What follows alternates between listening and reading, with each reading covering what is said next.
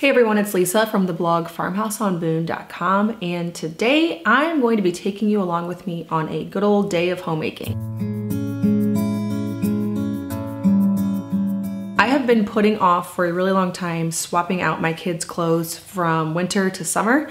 I do this in early November or late October. I believe last time I did it in earlier October because I was due in October with this guy who was born at the end of October. But it really hasn't been time because it's been such a cold spring that we've only actually had like a few days where we needed shorts and we just wore t-shirts and jeans. But I like to keep my kids' closets pretty much, well, they don't have closets, so their drawers and their dressers with pretty much just what is in season. And so twice a year I swap it out completely from the basement. The way the forecast looks, we are securely in the time where I feel like I can put away the jeans and the hoodies, coats, snow pants, all of that's still out. So we're a big mess. We have snow boots in there. This morning I made a sweet potato oatmeal bake. This is one of our staples in our home. We have certain things that we just rotate between. I love this one because I can get the oats soaking the night before to really get a jump start on breakfast. So I do 2 cups of oats, a cup of milk, and a half a cup of yogurt. This gives the oats something acidic to soak in to reduce the parts of the grain that aren't as digestible.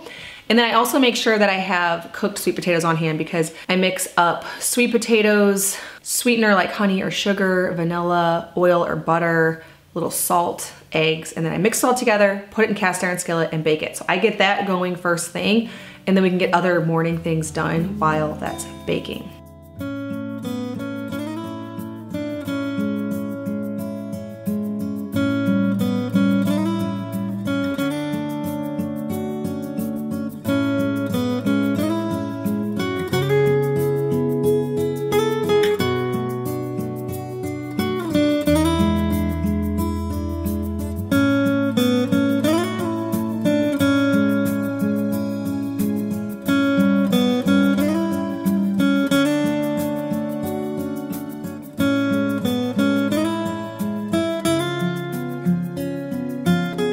Now for lunch today, I'm going to be doing a chicken noodle soup. I have leftover chicken in the refrigerator. I had bone broth going in the Instant Pot overnight, so I can strain that off, and then Johanna is going to make some noodles. Now we're using our einkorn noodle recipe, which is 4 cups of freshly milled einkorn flour and 4 eggs.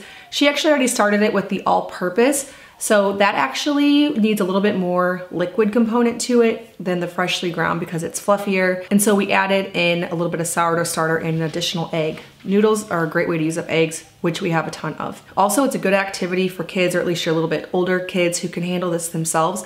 It's kind of tedious, but it's a great thing for them to do. I want to thank today's video sponsor, Thrive Market. Thrive Market is an online grocery store that has natural, organic items. I like it for being able to find some things that I can't find locally here. So for example, I picked up some collagen peptides. I have been putting this in my coffee as a way to have something nourishing in my coffee at the start of the day because I don't usually eat breakfast right away.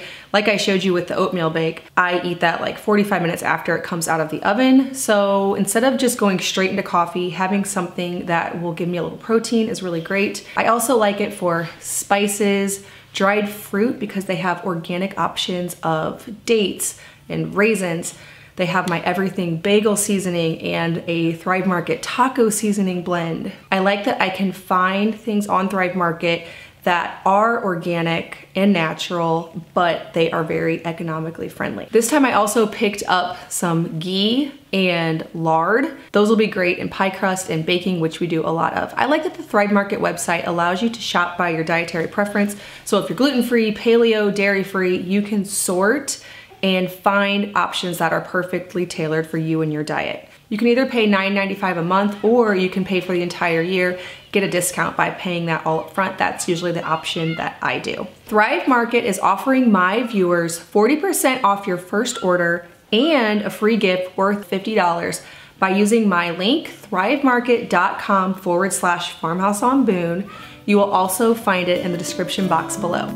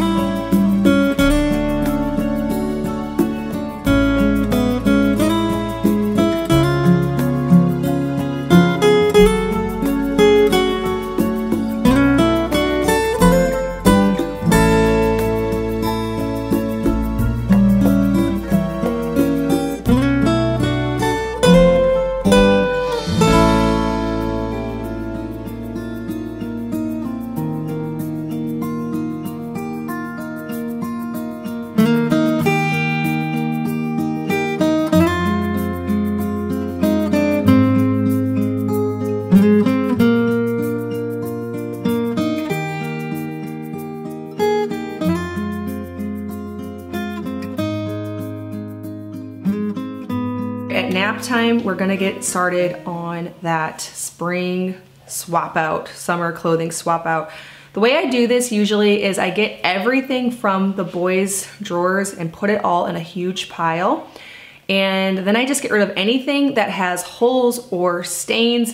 We keep such a minimal wardrobe for each kid that there's very little that's left because we've worn everything so hard.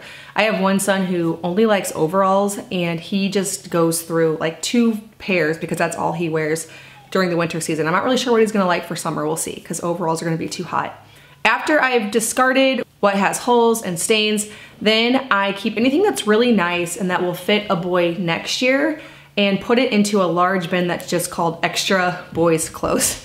I don't get into organizing everything by like 6 to 12 months and 2T and 5T. I just throw it all in. And since I have so many boys, pretty much anything that's still nice will have a boy for it next year. So I'll just keep that all in one bin. And then I will take everything from the summer bin that I saved in the same process last year that was still nice and organize it by size and what size each kid wears. And then the final step is taking notes on what we need. I like to have like 5 bottoms, 5 tops-ish per kid. In the winter, it's a lot more complicated. I'm getting snow boots. I make sure that we all have the right size snow pants and coats. In the summer, as long as we all have a swimsuit, we have some shorts, maybe a few nice pairs like khakis and jean shorts, and then some like dry fit type shorts and t-shirts, we're good to go. I have a hunch that I'm gonna have plenty, but I will be taking notes. And then the girls, they're the oldest in the family. I'm gonna let them do this job themselves. So typically they do this exact same process. They have their own bin because they can keep track of it, and there's so fewer girls right now. They're all like little boys that I'm responsible for all of this, whereas the girls can do it themselves. So they each have their own bin for summer, winter. They swap out. I pretty much just let them do it, and then they make me a list on what they think they need so I can go do that big shop where I either go to a thrift shop or just Target, somewhere where I can get inexpensive items to fill in those gaps. It's usually not a ton. I'm feeling a lot better about the clothing situation, and people will have stuff to wear now instead of last week whenever we had like a couple nice days. They were taking off their shirts and just wearing the overalls with no shirt underneath. The boys, of course. I now have all of my boys' winter clothes, all 5. So this might look like a lot of clothes, but remember I do have 5 boys. I have 1 trash bag full of stuff to go to the thrift shop.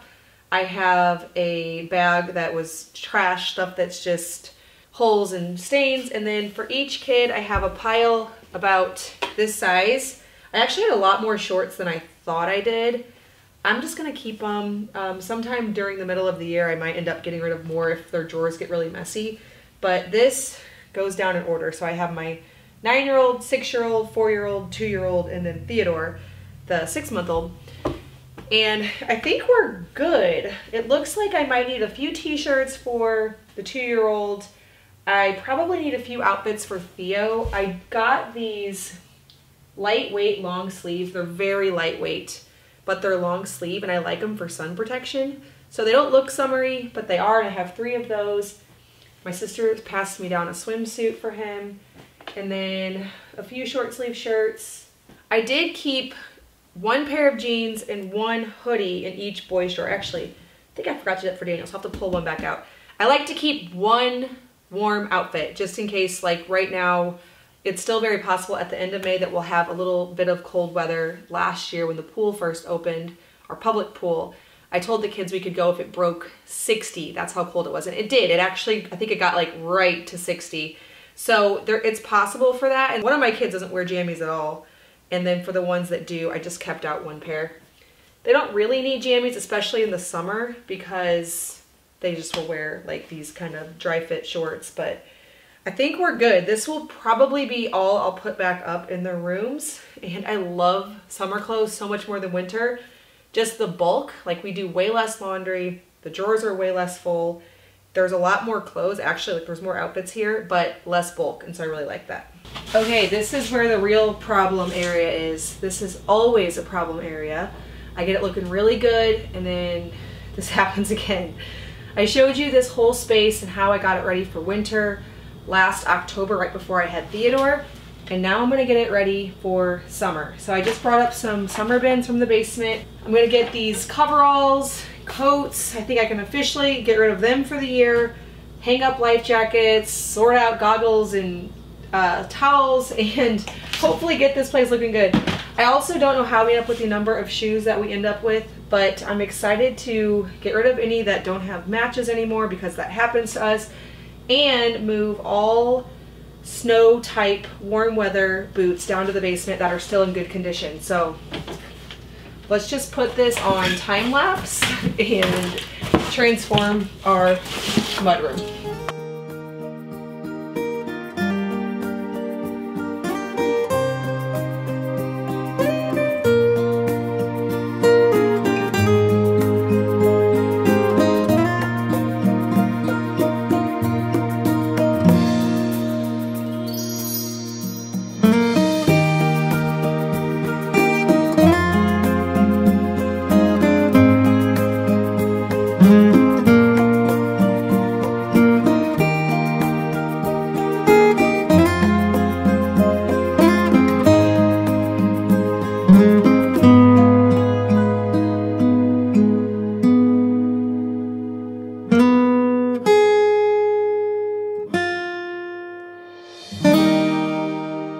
For dinner tonight, I'm gonna be making some grilled cheeses. Now the reason for that, I know that's not really a dinnery thing. The chicken noodle soup's probably more dinnery, but since we work from home, we kind of just do whichever.